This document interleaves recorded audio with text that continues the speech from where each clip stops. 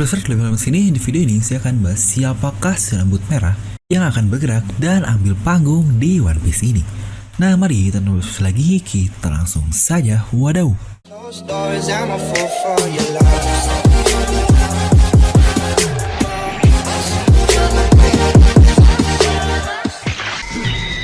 Nah, seperti biasa, sebelum lanjut ke video ini, jangan lupa untuk subscribe dan juga nyalakan bel notifikasinya ya, agar video-video Lomi langsung muncul di HP kalian. Setelah pastikan sebelum komen atau apapun, kalian menonton video ini sampai habis, jadi tidak ada informasi yang miss dan juga yang terlewat. Serta buat kalian juga yang ingin menjadi membership Devil Lomi untuk mendapatkan badges dan emoji yang lucu-lucu, kalian bisa langsung menjadi channel membershipnya. Oke, banyak banget nih yang request. Bang, coba bahas dong siapa rambut merah yang diucapkan oleh Oda Sensei di Jam Festa 2020. Oke, mari di sini kita akan berspekulasi dan bahas secara tuntas siapakah kandidat-kandidatnya. Dimana kita akan kembali dulu ke perkataan Oda di Jam Festa. Di situ Oda berkata bahwa akan ada seseorang yang mulai bergerak di tahun 2021 ini, alias dia yang berambut merah.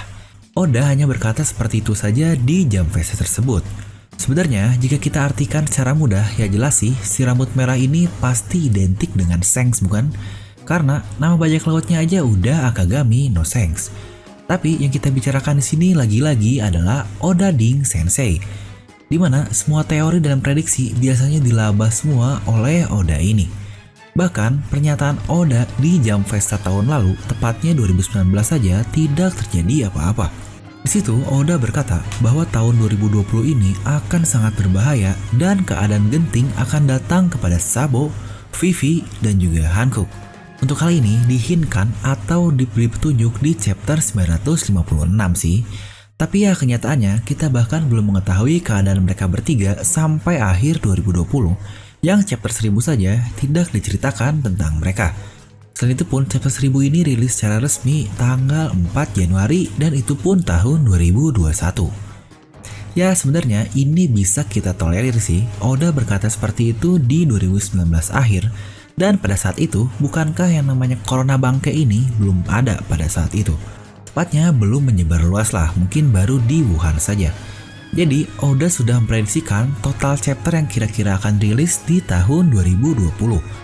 Tapi karena adanya pandemi COVID, kita kehilangan banyak kesempatan untuk merilis chapternya.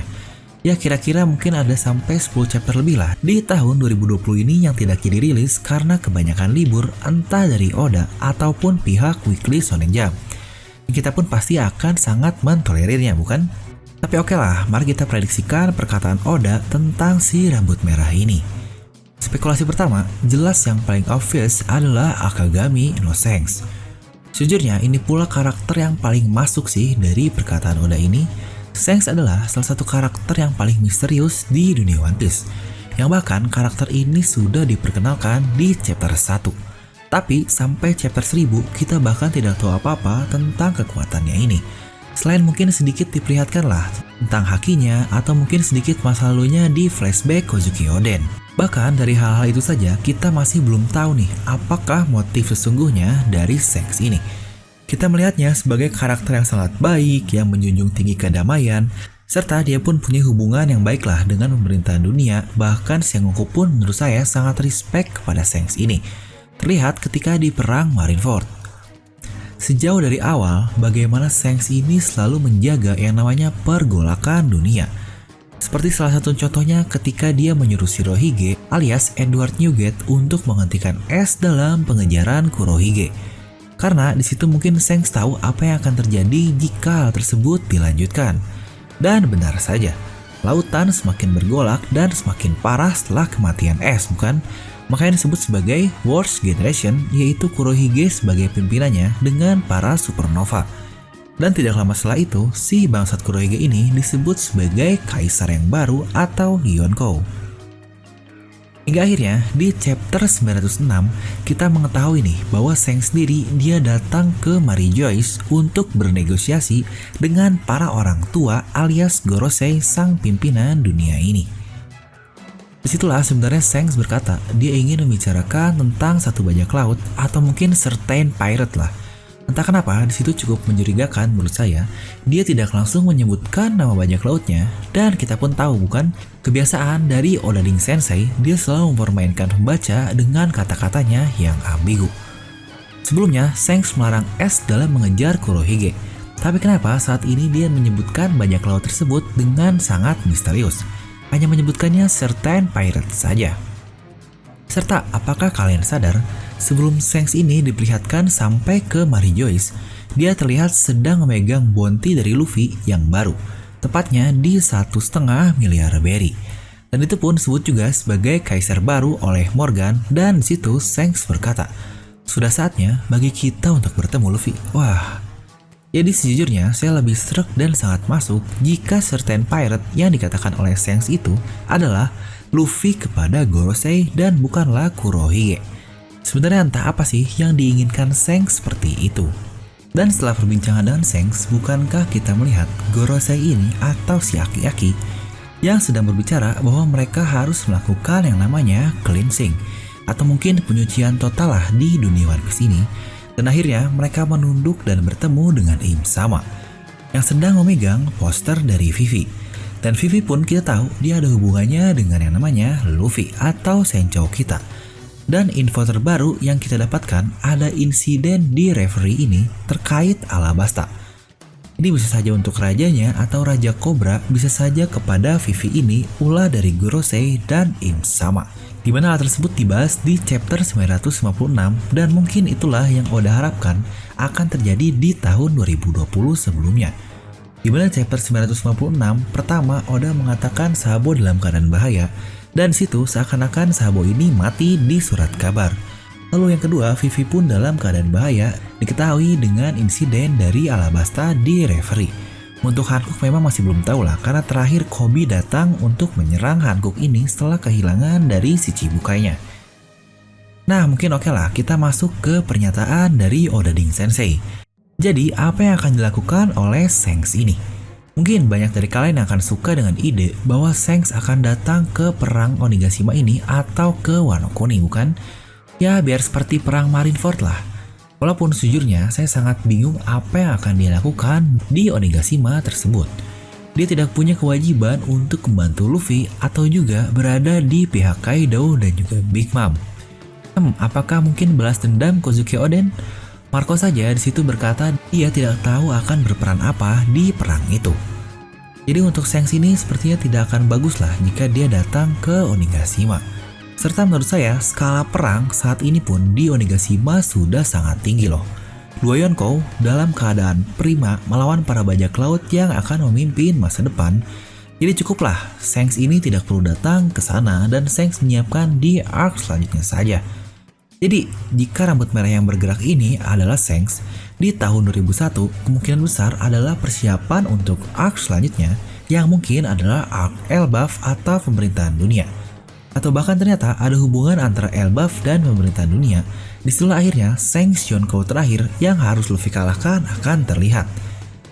Nah, spekulasi karakter kedua yang berambut merah dan bisa saja dia berperan adalah Kanjuro. Ayo, pasti banyak yang bingung, lah bang ngapain ngomongin Kanjuro lagi? Dia kan udah mati bang. Sejujurnya saya masih tidak menerima sih karakter pengkhianat yang sudah di build up oleh Oda ini dari Punk Hazard mati dalam keadaan off screen seperti itu. Atau dia sudah matilah dikalahkan oleh Kiku. Sama seperti kematian si Orochi ini yang cuma gitu doang lah dibeset oleh Kaido. Setelah banyaknya kebencian kita kepada si bangsat Orochi hanya mati gitu doang. Serta dari buah iblisnya yang menurut saya sangatlah overpower untuk Kanjuro ini.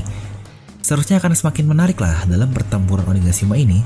Setidaknya para Scabbard jangan dihentikan perannya setelah dikalahkan oleh Kaido, agar build up cerita para Scabbard ini atau Akazaya serta pengkhianat si Kanjuro ini tidak jadi kentang lah. Itu pun sangat baik untuk memainkan karakter utama di perang Wano Kuni ini alias para Scabbardnya. Tapi menurut saya satu karakter lain yang berambut merah dan kemungkinan besar juga akan berperan besar adalah Eustace Captain Kidd. Ya benar, dia juga punya rambut merah. Dan dia saingan dari Luffy yang ingin jadi Raja Bajak Laut. Dia pun termasuk ke dalam trio Jamet, Jegi, Monkey, dan Torao. Serta satu lagi, dia masuk ke perkataan Oden tentang bajak laut muda yang sangat hebat. Jadi tidak menutup kemungkinan lah karakter itu adalah Kid ini yang Oda katakan. Kid adalah salah satu seorang supernova yang mempunyai Housoku Haki juga. Ya mungkin seperti Luffy lah, tapi oke lah jika di Dressrosa kita sudah melihat peran besar dari Torao. Itu pun dalam mengalahkan Doflamingo, maka bukankah sudah sewajarnya di arc Wano Kuni ini peran itu akan diambil oleh Kid dan bukan oleh Lau lagi. Dimana kita pun melihat bagaimana Kid dibuat depresi dan sangat kesal di Wano Kuni ini, mulai dari partnernya alias killer yang dibuat seperti itu oleh Kaido dan Orochi. Jadi, jika ada satu karakter yang harusnya berperan besar di arc ini selain karakter utama kita, Luffy dan juga Zoro adalah Kid ini. Orang yang diakui oleh kakak Luffy alias S, dan banyak juga yang bilang nih, "Bang, coba bahas dong 3D 2Y, 3 nama D versus 2 orang Yonkou." Ya itu sebenarnya bisa saja terjadi di arc Wano Kuni ini. Sejauh ini memang terlihat sih, udah ada 2 penyandang nama D alias Luffy dan Trafalgar the Waterloo. Maka akan sangat keren jika trio Jamet punya 3D. Wah, mantap sekali Jamet-Jamet ini. Dan akan semakin mantap juga. Ternyata namanya adalah Eustace the Captain Kid. Anjos. Atau buat yang ingin baca teori liar bahwa Zoro adalah Clan D, mungkin kalian bisa langsung klik kartu di atas kanan ya. Ini teori yang waduh, mind blowing sekali pokoknya. Serta bukankah kita tahu juga ada hubungan antara Kid dengan Shanks juga. Tepatnya, Kid kehilangan tangannya ketika melawan bajak laut Shanks, ya walaupun tidak tahu oleh anak buahnya atau oleh Shanks ini sendiri. Nah, jadi itulah menurut saya si rambut merah yang kemungkinan besar akan berperan di tahun 2021. Atau bahkan bisa saja ketiganya, mulai dari Kanjuro yang ternyata hidup lagi alias bertarung lagi, dan Kid yang sangat mantap dalam pertarungannya versus Kaido. Serta setelah beresnya arc Wano Kuni ini, Shanks akan dilihatkan mulai bergerak. Jika seperti itu, wah sekali mendayung 2-3 pulau terlampaui. Tahun 2021 akan menjadi sangat epik dan kita pun akan mendapatkan informasi juga mengenai keadaan referee alias Sabo, Vivi dan juga Hancock. Wah ini akan terlampau mantap. Nah jadi begitulah menurut channel Devil Nomi siapakah si rambut merah yang kira-kira akan bergerak di tahun 2021. Mungkin kalian bisa langsung tuliskan pendapat kalian di kolom komentar di bawah. Serta buat kalian juga yang ingin mendapatkan merchandise channel Devil Nomi, kalian bisa langsung klik link di deskripsi video. Dan buat yang ingin join menjadi membership, bisa langsung klik tombol join di sebelah tombol subscribe. Dan seperti biasa, semoga kalian terhibur dengan video ini. Like aja kalau kalian suka, dislike aja kalau nggak suka. Jangan lupa untuk subscribe dan juga share video ini ke teman kalian. Gue Devil pamit and I'll see you guys next time.